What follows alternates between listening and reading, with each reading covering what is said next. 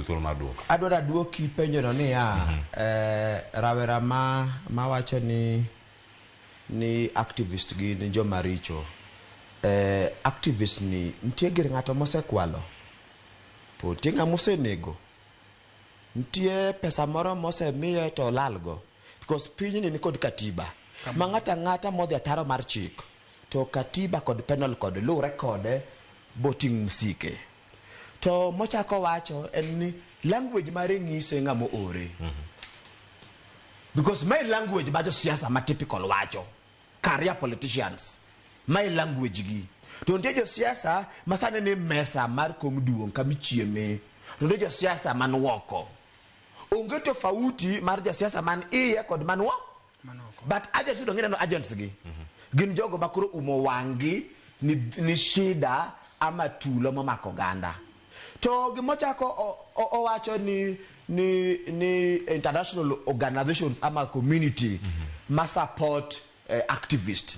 Adwa na ng'ise nitie sheria mopuodho international community mondo support institutions. In fact, government ma Kenya ma benefit kabisa in terms of support, both technical and financial, from international community.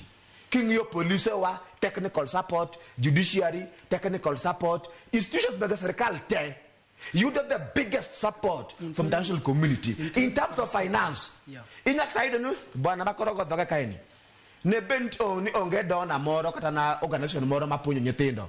Dikoro sani okwayo rombe kor gweng. Wangayo ng'eny nyithindo mosomo through support. Wangayo ng'eny dano mosayudo kony through support mar piny. To support can come from anybody. Kata mnasani ojuang ma koro onindo ni. Jo piny moriwore mondo support To jok mowacho ni international community go. Kata beda maybe US embassy ama British High Commission. Either new citizens make gi ema support gik matimore. Koro the question enia angeno ogeto kaka jiji kaka maybe kaka Ford Foundation. Wacha yenye tok ng'anyo mokalo. Tibe ne dingen Ford Foundation, the biggest entity man fund and Jawad William Ruto. To the biggest entity be man fund and government, including University of Nairobi, Kamasome, main campus ka.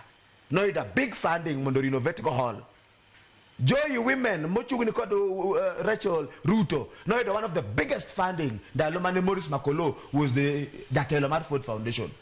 To a lot of government services are being subsidized, including HIV, ARVs. Mano chiuko dingano ko international community. Koro kikwa beru da no maming mokwane okwane pinyo kwa upana. The issues at hand and in ya. Okwa wachi ni Ruto takameyo that TJ. Wa wacho ni Ruto no chiwo commitment. The hustler narrative no wacho nange.